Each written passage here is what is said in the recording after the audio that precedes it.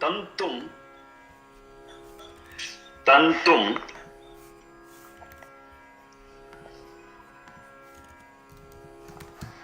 tanvanaha, tantum, tanvanaha, trivrutam, tantum, tanvanaha, trivrutam, yatha vide, yatha vide, tantum, tanvanaha, trivrutam, yatha vide. Rigveda 9.86.32. 9.86.32 Rigveda. 9th Mandala, 86th Sukta, 32nd Mantra. Part of it is this. Tantum tanvanaha trivrutam yatha vide. Tantum tanvanaha, both have the same root. Tana vistare. Tana vistare.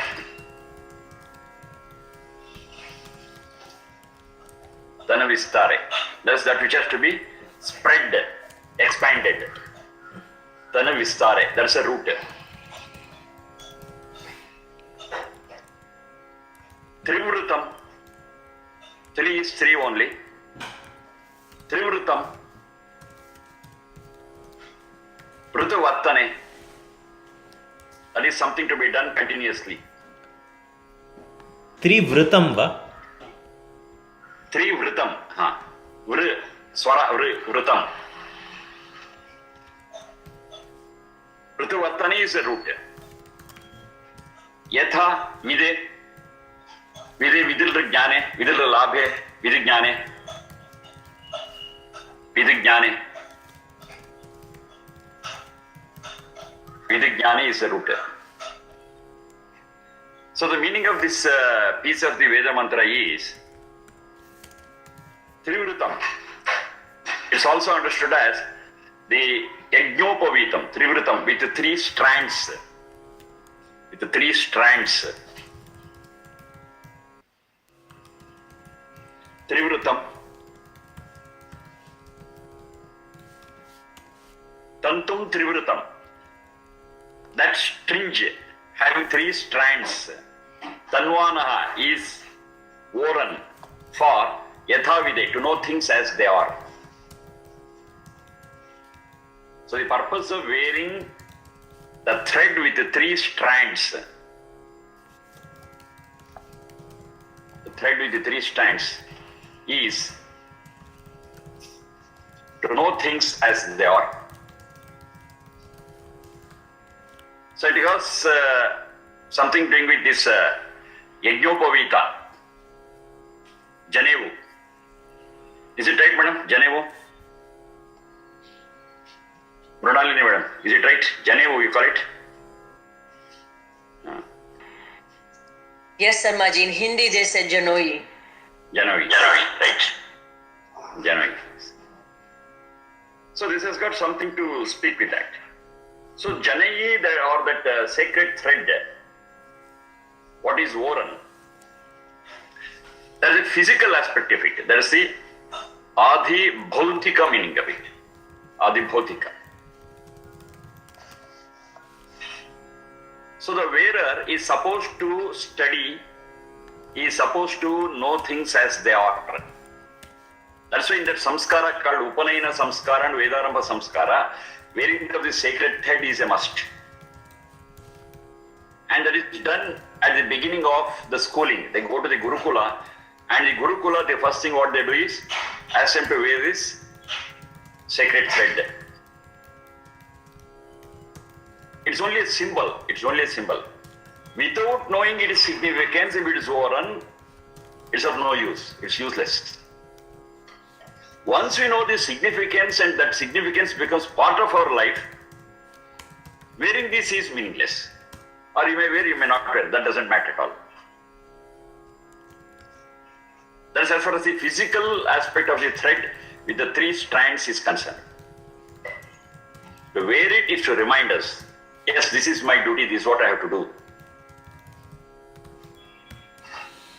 If I don't understand that, if I am not able to recollect my duty, then wearing of it is just an ostentation, we call it as ostentation, just an ostentation. It is of no use at all. There's no practical relevance. Knowing the meaning of it is very, very important. Okay, regarding this, several things I want to communicate. Of course, those things are not just in this piece of mantra, they're elsewhere. And with the help of all those mantras who speak about these things, I am sharing that information.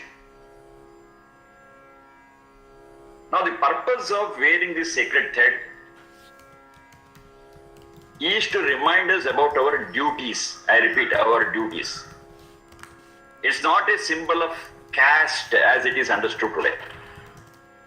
It's not a symbol of caste. But today, what they say is only those belonging to Brahmin caste or certain castes are allowed to wear this, and women are not supposed to wear this, and people who are born in lower caste, they cannot use. These are so many things they speak of. But Vedas are very clear that everyone is born equally. There is no question of taking birth in a higher caste or a lower caste. It calls every human being as Sujata Saha. That's one word what he uses, Sujata Saha. Jata Saha means those who are born. Sujata Saha, all are born well. All are equal. All are Sujata Saha. Nobody is a higher caste, nobody is of a lower caste. Vedas are very clear. All human beings are equal by birth. Later what happens, okay, it is their mistake or folly. If they maintain the same thing, that is all are born equal, and they maintain it, that's wonderful. And there is a real, ideal, altruistic human society. They are all born equal. Sujata Saha, that's the word they use.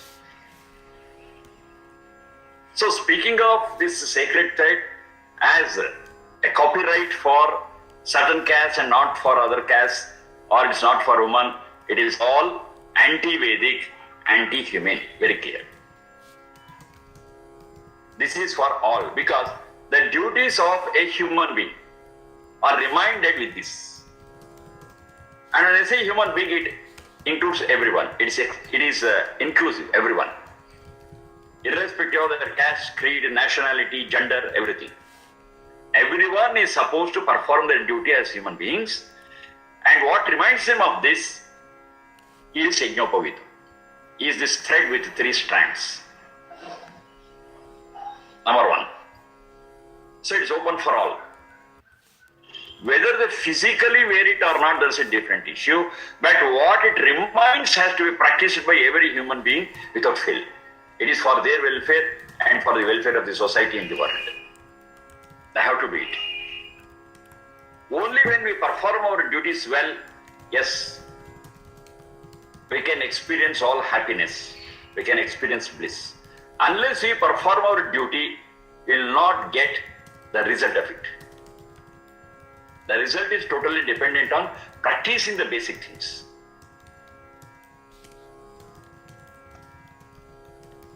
So it is for all, number one. Then, in some castes or groups or whatever you call it, where they perform this Yajnopavita Samskara or Upanayana Samskara, most of the time they do it only for the boys, not for the girls.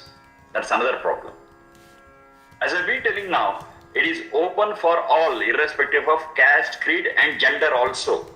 Upanayana Samskaram has to be performed even to girls, because they also have to perform their duties. They are also bound by their duties. So to remind them what duties they have to perform, they also have to be given this Upanayana Samskara or the sacred thread Samskara. It was in vogue. It was in vogue earlier. But later, because of Puranic influence and so many other unwanted influences, that practice is not there now.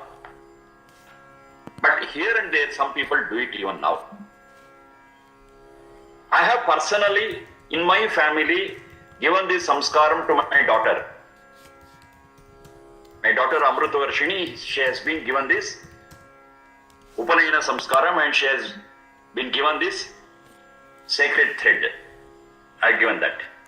Not only to my daughter, I have performed at least 2 to 3 dozens of Upanayana samskarams for girls. I performed. And some of them here locally, it has got a lot of, it has been spread through the media also.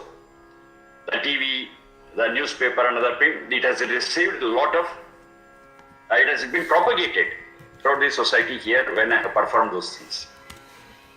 And nobody raised a voice against it. That's very important. Though they are traditional and orthodox, they have no words to support. They have no words to support their claim that it is not for women folk. It is there for everyone. And I performed it openly, publicly, and people have accepted it. So that is second one. And I have also performed the sacred thread ceremony, this samskaram, Upanayana samskaram, to people who are not Brahmins by caste. Because caste system is anti-Vedic. We don't have anything to support this caste system in the Vedas. Brahmana, Kshatriya, Vaishya, Shudra, the words what we hear in the Vedas, they never refer to caste, but they refer to Varna. This I have explained several times in detail. It all refers to Varna. It's a choice available for me, for my way of life. It's not by birth. And how do I choose? It depends upon my guna, karma, swabhava, samarthya. My aptitudes, my interests, my capacity. That decides which way of life I have to choose. And I am free to choose. That's a Varna. Brahmana, Kshatriya, Vaishya, Shudra doesn't mean caste, it means Varna. So in this basis, on this background, I have given this Upanayana samskaram to so many people who are not Brahmins by birth. Given it. Even then, though it received a lot of, the word spread through the society, through media, still nobody contradicted. Because they got all the support in the Veda mantras which say it is for all.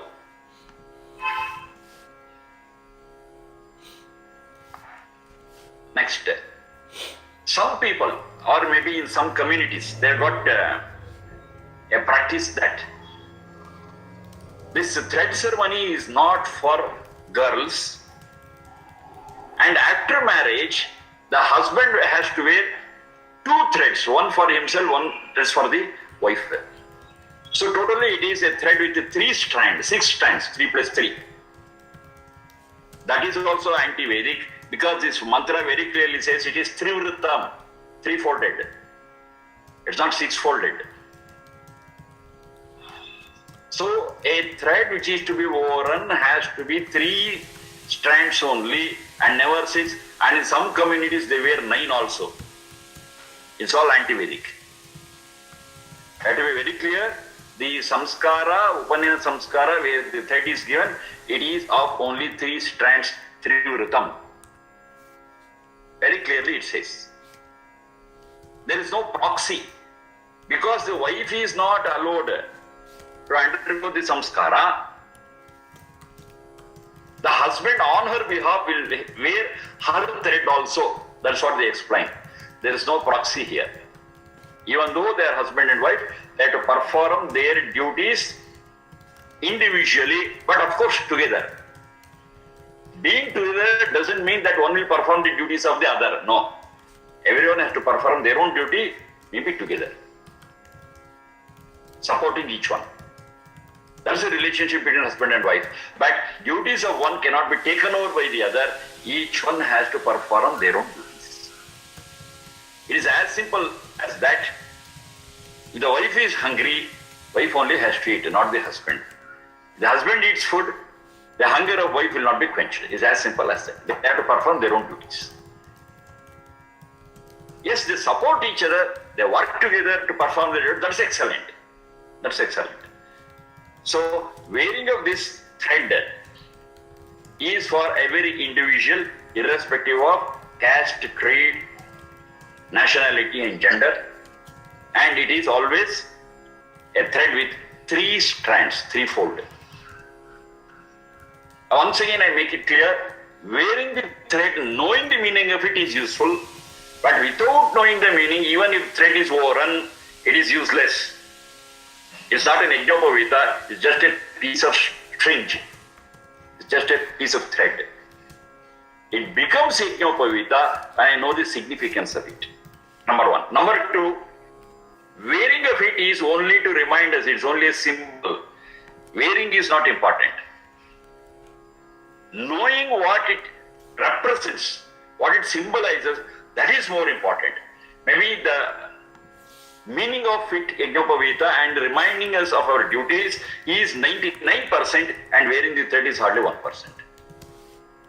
So our emphasis, our stress is on knowing what it symbolizes rather than wearing it. But today what has happened is, in so many families and communities, wearing has become very important and they totally forget why we have worn it. That's the sorry aspect. They are stressing on that 1% and 99% is lost. Now, tantum tanvanaha. Tanam vistara, there's a root. So this threefold thing, I'm transcending this adhibhautika level. I'm not speaking about it as a thread or a string. Okay, that is the practical and physical thing. I'm transcending it and going beyond it. The threefold thing has to be tanvanaha. Tantum. Tantum is the one which deserves to be spread, the one which deserves to be expanded. Has to be done. Has to be done. It's a threefold thing. A threefold thing we have to understand, spread it, and it should be the catalyst to spread it. What is the purpose? Yatha vide, to know things as they are. That is, spreading this threefold thing will help us to know things as they are. That's a very important thing. To know things in a distorted way will always create a problem. This we know.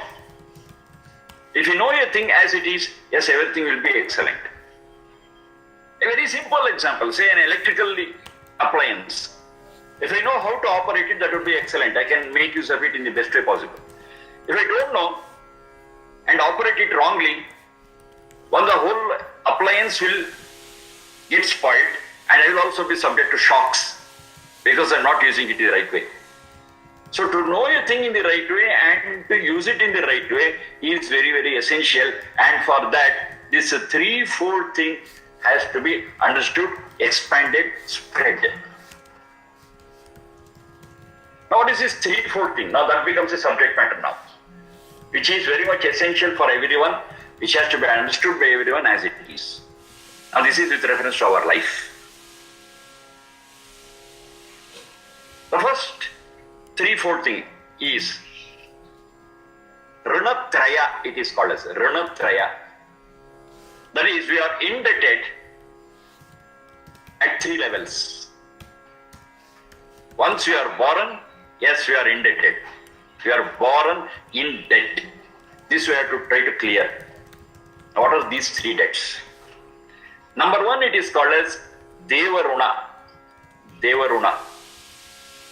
That is, you are indebted to that Satchidananda, the entity which you call it as God. We are indebted to God. Second one is Pitrurana. Pitrurana. That is, you are indebted to our parents and those who took care of us, mainly during our infancy and childhood. And the third Rana is Acharya Rana. We are indebted to our teachers and preceptors and mentors. Acharya Rana. This is the first threefold ranas called as ranatraya. Now second threefold thing is there. That we call it as Shuddhitraya. Shuddhitraya. Right? To purify three things. That's very important in our life. The one is purity of thought. Purity of thought. Second one is purity of words. And the third one is purity of our action.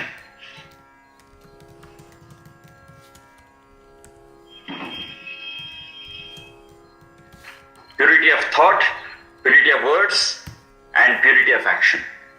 The three purities we have to achieve in our life. It has to become a part of our life. Only then the life will be comfortable and happy and beautiful.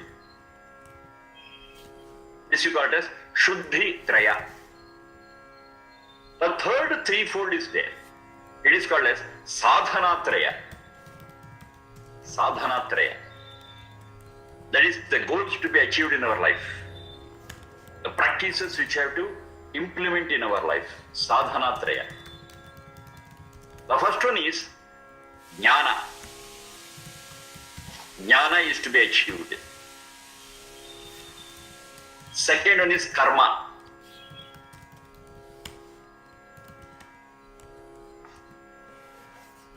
Practically applying it. Whatever knowledge we have got, to be applied in real life. And the third one is called Upasana. Upasana, you understand, is devotion, bhakti. And what it means, there's a different issue. Because all these words, what I'm using, they are misinterpreted most of the time. Jnana, Karma, Upasana. So this Jnana, Karma, Upasana are the three things which have to be achieved in our life. Sadhana Traya. First is the Ranatraya, second is the Shuddhi Traya, and the third one is the Sadhana Traya. Traya means three. These three folds have to be expanded, have to be spread throughout our life and around us, so that we'll be able to know things as they are. And upon it, we can build our life, and that life will help us to lead a comfortable, happy life. And it will also help us in the long run to come out of this birth and death cycle and experience bliss for a long time continuously. And that's what they call it as mukti or moksha or salvation or whatever it is. Now this has to be, the very important thing is not to be restricted to an individual. Tana vistara, it has to be spread in an individual life throughout, in an individual's life throughout and around in the society. Now this has to get spread. It has to be propagated. We cannot restrict it. Only when this thought, this responsibility upon us, that is the three trayas, Ranatraya, Shuddhitraya, Sadhanatraya. Only when this gets propagated throughout the society will not become a prosperous society, will not become a welfare society. The society has to be wonderful. The society has to be livable. The world has to be livable. To achieve this has to get spread. It has to touch the lives of every human being, irrespective of caste, creed, nationality, and gender. Then we are able to create a beautiful world, which you can call it as heaven, here, right here. For that, we have to spread, we have to propagate these three folds and know things as they are. We know a lot of things, but most of the time what we know is either partial or distorted. This we have to avoid. For that, we have to concentrate on these three folds. So this is a basic introduction for that. Now for the details of these three folds. The first one, Ranatraya. So first one under Ranatraya, I said it was Deva Runa. We are indebted to God, that's Satchidananda. When I say we are indebted to God, we are indebted to Satchidananda, the first question comes is God there? Does God exist? From there the whole issue starts. We have discussed about several times. In a very, very scientific and logical manner that there is an entity called Satchidananda. You may call it by any name. The technical name for that is Satchidananda. Sat plus Chit plus Ananda. You may call it as God, you may call it by any name you want. We have no objection. But if you are able to understand the qualities of it, the properties of it, that would be excellent. That is Sat plus Chit plus Ananda. Sat is to exist, Chit is the one which has got the consciousness, and Ananda is bliss. Now, which is that entity having all the three, Sat plus Chit plus Ananda, all the three faculties, qualities, we call that as Satchidananda. You may call it as God and by any other name. And it is one and only one. We don't have thousands of gods, crores of gods. There is no multitude of gods. It is just one entity, Satchidananda, one and only one. I stress it again and again. Vedas have been telling that Satchidananda or God is one for the whole universe. Not only for human beings, for all creatures. For the whole animate and inanimate world. For the whole inert and conscious world. There is only one protector, God. One and only one. Eka, Eka, Eva. It stresses again and again. Eka, It. For all of us, it is one God. So saying that there are several gods, my God is different, your God is different, and fighting in the name of God is totally foolishness. This has to be very clear. There's only one God. And this one God is omnipresent. It's everywhere. We don't go in search of it. It is in me, we are in it. It's everywhere. God is everywhere, we call it as omnipresent. And it is omnipotent. That which has got the highest strength and capacity is that, omnipotent. And it is omniscient, knows everything. Omniscient.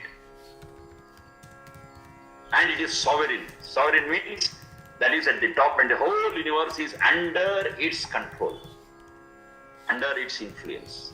We cannot go out of reach of this Satchidananda. Wherever we go, we are in it. And that commands, that has got the rule which works on us. We are bound by it, we are subject to it. That's why we are called as subjects. We are subject to the cosmic rule established by the Satchidananda, and we are all its subjects. All of us. No discrimination whatsoever.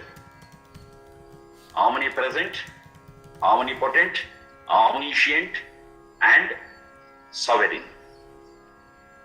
These are the natures of that Satchidananda. Very, very important thing which comprises all these things is it is formless. God is formless. Only when it is formless, it can be omnipresent. If it has got a form, it cannot be omnipresent. Because the one which has got a form is restricted, is bound by its form. That which is form cannot be omnipresent.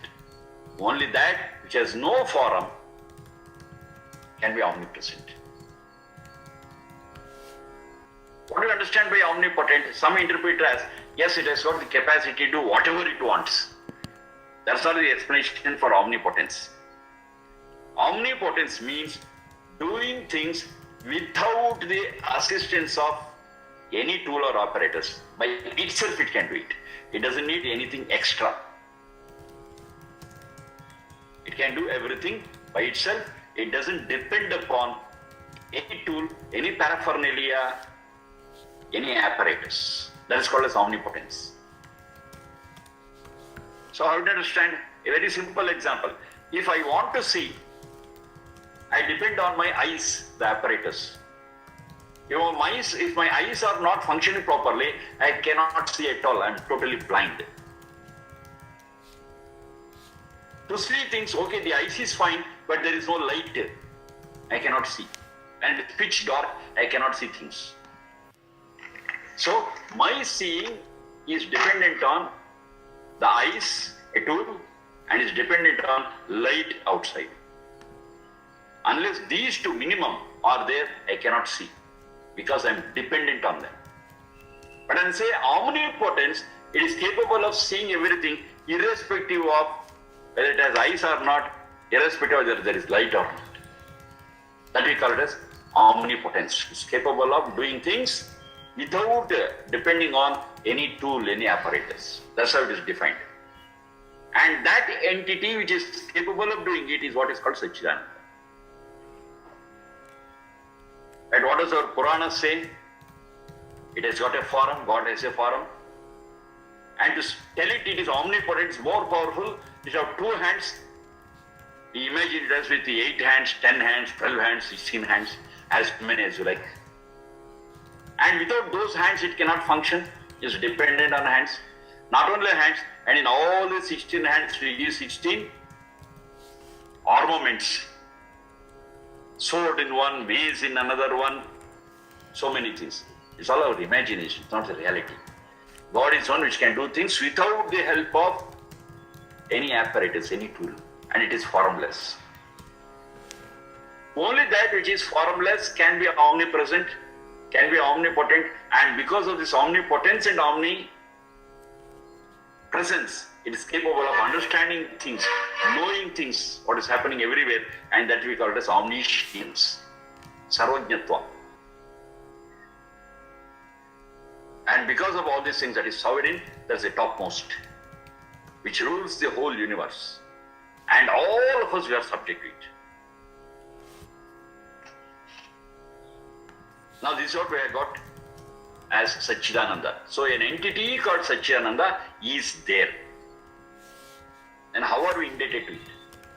That's the next step. An entity called Satchidananda is definitely there. Let there be no doubt about it.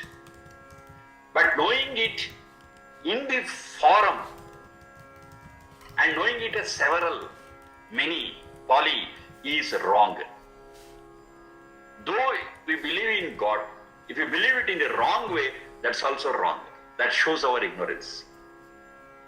So we have to clearly understand that God is there, and we have to understand it as it is. That's the first step. So God is there, it is omnipresent, omnipotent, omniscient and sovereign. And the whole universe is under its control. Is under its purview. Now how we are indebted? That's the next step.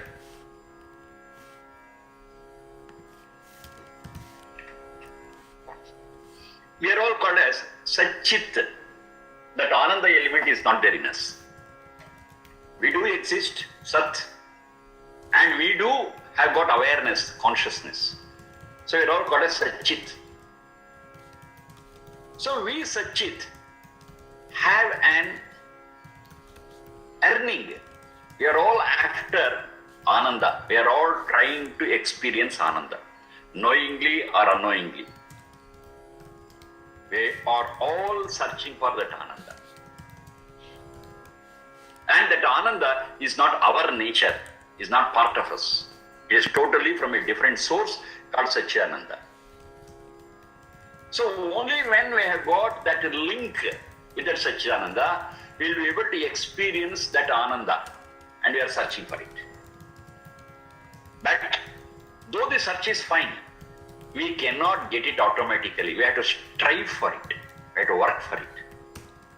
We have to equip ourselves to experience it. Unless we equip ourselves, which is a prerequisite, though Ananda is given to us, we may not be able to experience it. That is, we, that is Satchit, that is the souls, we have got in us a mix of good and bad. Samskaras, impressions, good impressions and bad impressions. That makes us. And that's why we are all different. It is not one Satchit We are all different. You are different, I am different, he is different, she is different. Every one of us, we are different. Now from where the difference comes? Forget about the physical body and other things. Internally also, every one of us, we are souls, and every soul is different because of the combination of samskaras. Our samskaras are different. Our impressions are different. The impressions on the souls are different. Therefore, we are all different. Of course, physically also we are all different. No two eyes are similar. No two noses are similar. Even though we have got billions and billions of people, no two persons are alike. Very rarely two people appear to be looking similar, but if we study minutely, even there we find so many differences. No two persons are alike. No two persons are prototype. Lot of differences will be there. That means we souls are many, and we souls are different because of these impressions. Now in these impressions we have got, it's a mix, we have got the mix of good and bad. Susamskaras and kusamskaras. Now when the kusamskara is predominant, we will not be in a position to experience that bliss. To experience that bliss, the susamskara has to be predominant and kusamskara should be minimum or zero. Then only we will have that capacity to experience bliss. It is as simple as this. If you want to lift a weight of 60 kgs, I should be strong enough physically. Only when I am strong, I can lift that of 60 kgs. So we have seen weightlifters lifting a lot of weights. If I and you try it, we will not be able to even budge it because we are not trained. We are not trained. We don't have that strength. But weightlifters, they work for it again and again. They strive for it and they are capable of lifting it. That means we should have some strength to bear it. We should have some strength to experience it. We should have some quality to experience it. Otherwise we cannot. One more example, the easy example that we can understand.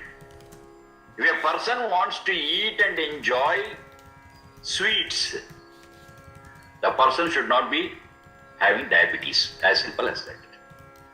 If a person is diabetic, he is not able to digest the sweet, then though he has got sweet, though he is given a lot of sweets, he cannot eat it, he cannot enjoy it, he cannot experience the sweetness of it because he is diabetic. It will all result in disease. It will all result in problems. So a person has to enjoy sweets, he should be non-diabetic. In the same way, a person who wants to enjoy and experience bliss needs some prerequisites. And that is the strength of the soul to experience bliss. That is the purity of the soul which can experience that bliss. That's a prerequisite. Now comes the next question. How do your soul understand all these things? How do your soul know doing what it will be able to gain the strength of the soul? Doing what it will be able to achieve the purity of the soul? Somebody has to guide it. Because the soul by itself is not omniscient, doesn't know everything. It is a mixture of knowledge and ignorance. So somebody has to guide it. And who is that somebody?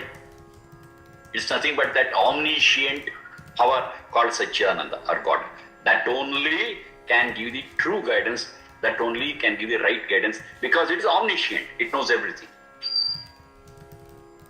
Yes, that omniscient thing has given us the guidance. It has given us. And that godly guidance is what we call it as Vedas. And it is for all human beings, at all times, at all places. No discrimination whatsoever. No restrictions whatsoever. It is given to everyone. We have received it. We wanted that guidance, and that guidance is given by that Satchidananda. Are you not indebted to it? Yes, we are indebted. Because we ourselves were not able to discover it. We ourselves were not able to understand it. We had our own limitations. What was our limitation? Our limitation was, even now, is we cannot do things without the help of instruments. If I want to think, I need an instrument called brain. If that brain is not there, I cannot think. I'm dependent on that. This is my limitation. So because of my limitations, I was not able to know everything, by knowing which I'll be able to experience that bliss, and that bliss is my search. That bliss is my goal. I'm yearning for it. So now, there is one entity called Satchidananda which has given us all the guidance what we need. It has clearly given us a route map by following which we'll be able to reach that goal called bliss. And we are in search of it, we want it. Every one of us, knowingly or unknowingly. It's our very nature. The very nature of a Satchit is to strive for that bliss, to strive for that experience, Ananda. That guidance has been given to us by that Satchidananda and are indebted to it. Is it all? No. Is that all? No. We are indebted to it for several other reasons also. The second one is, mere knowing of that theory, mere knowing of the route map is not sufficient. Yes, route map is clear, but you have to travel physically. Unless we travel, we cannot reach the destination, even though we have got a clear-cut route map. GPRS, you may have it. But what's the use unless I travel? I am sitting here, and if I know the goal, it is not equal to reaching that goal. There's a distance between where I am and the goal. I have to really travel. The journey has to be taken up by me. To take up the journey, I need a lot of support because I am dependent on them. I need a vehicle, and I need that vehicle to run. For that, I need a fuel, so many things. Unless I take up all those things, coordinate, sit in and travel, of course the route map is ready, I cannot reach the goal. I need lot of supports. This is what we call it as this world, physical world, material world. I need so many materials upon which I depend, and using these materials and leading such a life, I'll be able to get that capacity. I means that soul. The soul will then get that capacity to experience that Ananda. So I have to work for it. To work for it, one is I need a Karya Kshetra, a place where I have to work, I have to strive. And also I need so many sadhanas. Now this sadhana and this Karya Kshetra, both are once again provided by that same Satchidananda. I am indebted to it. What is your sadhana kshetra? This whole universe. That's the sadhana kshetra. And what are the tools? Two things. Sharira Indriya Manas, that tool exclusively for me, and all the setups what we have got, all the systems what are around us, they are also tools. The nature around us. Pancha Bhautika world. The world made up of these whole 5 elements, which is for all. There are two things. Tools exclusively for me, which can be used by me and me alone. That is this Sharira Indriya Manas. And those tools and paraphernalia which is around us, which is open for all. Air is there, it's for all. Water is there for all. Land is there for all. Fire is there for all. Space is there for all. Panchabhutas, the 5 elements, it's for all. Out of that, a particular structure is given. This Sharira Indriya Manas, it is exclusively for me and me alone. I cannot see through your eyes. You cannot listen through my ears. Your ear is peculiar and special for yourself. My eyes are peculiar and special and unique for me. Now these tools are provided. And these tools are provided by, once again, the same Satchidananda. We are indebted to it. One more problem is there. Okay, this tool is given. This Sharira Indriya Manas. Can I use this until I achieve the goal? No. It's a tool given to me which is integrated, and the tool what is integrated will one day or other will disintegrate. That's the nature of that. That's the property of the physical elements. Now one day this whole Shariri elements will collapse. Then what about my journey? What about my process? It is broken midway. What I have to do it? Don't worry, it says, if this Sharira Indriya Manas is gone, you will get one more Sharira Indriya Manas. Continue your journey. When that breaks down, don't worry. Shift on to another Sharira Indriya Manas, I will provide it, you continue your journey. What is this? We call it as, it's a birth and death cycle. Now this cycle is once again established by that Satchidananda. I am blessed, I am indebted. This cycle were not to be there. In one life, how much I can achieve? And it's all gone. But it's not gone. It continues, because all what I have done will be on the soul as an impression, as a samskara, and it will get again and again a Sharira Indriya Manas to continue its journey. That's a vehicle. Sharira Indriya Manas is a vehicle, and once the vehicle breaks down, I get another fresh vehicle, I can continue. What a wonderful arrangement. Wow. What a wonderful arrangement. And who has given this? Deva. That is the Satchidananda, the God. We are indebted to it. We are blessed by it. Now during life also a lot of things are there. This machine cannot work without fuel. So what is the fuel for this? For a vehicle it is petrol or diesel. For this Sharira Indriya, it is also machinery. It is energy. And how do you get energy? Only when you consume food. There is an indication the energy is at a low level.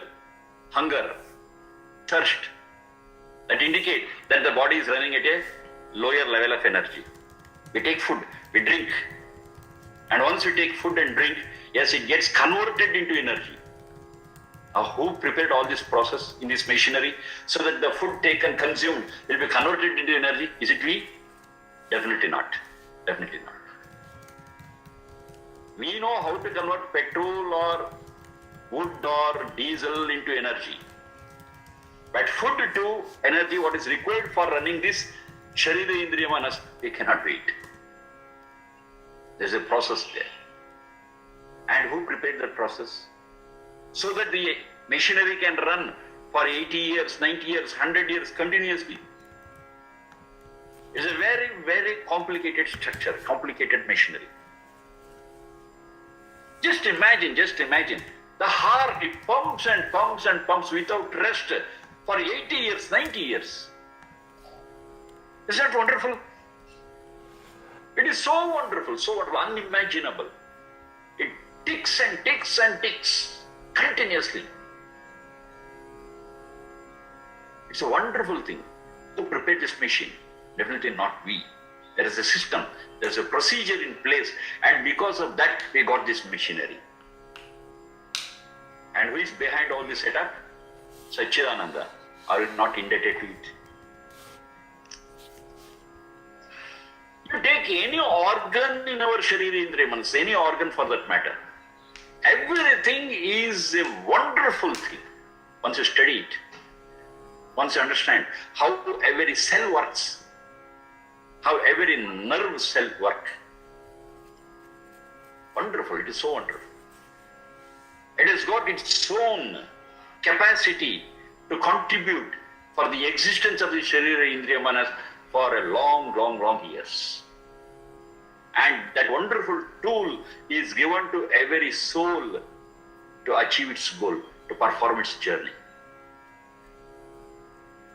It's wonderful. It's amazing. It's amazing. This all we have to study. Only when you understand this, only when you study all this, yes, we will know that this whole universe at the micro level and the macro level, it is so wonderful and amazing. Only when you understand this and get amazed, yes, you know the value of it. This life what we have got, the Sharira Indriya Manas what we have got is so valuable, so invaluable. Only when you understand its value, you will be able to use it properly. You will not just squander it. You will not squander it. You will make the best use of it. we are indebted to Satchidananda. That is Devaruna.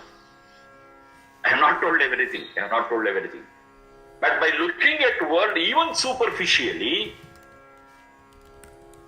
creates in us that wonderment, makes us amazing, understand things. We wonder about it. And it's all, please note, for our progress, is for our enrichment. The soul becomes stronger, the soul becomes pure, everything is provided. We have to understand it and do it. Yatha vide, that's there in the mantra, yatha vide. To know it as it is, to know the realities, to realize it, the purpose. So for that, we have been studying about this first tantu, the first strand, out of the first threefold thing. Ranatraya, and we are discussing just the first one of Ranatraya, Devaruna, and that too not completely. See? So wonderful, so fine. We are trying to understand that we are indebted to it. How to come out of that debt, that's another beautiful story what we have got. We are indebted to it. If you have felt that we are indebted to it, if you are able to feel that we are blessed with it, blessed with Sharira Indriya Manas, blessed with the knowledge, blessed with the Karyakshetra, where we have to perform all these things, yes, wonderful. We have understood that we are indebted to it. Only that much. How to overcome that debt, that itself is another big story. Enough for the day, we'll discuss about it tomorrow. Till such time, let us be amazed. Let us be experience this wow. Fine, thank you.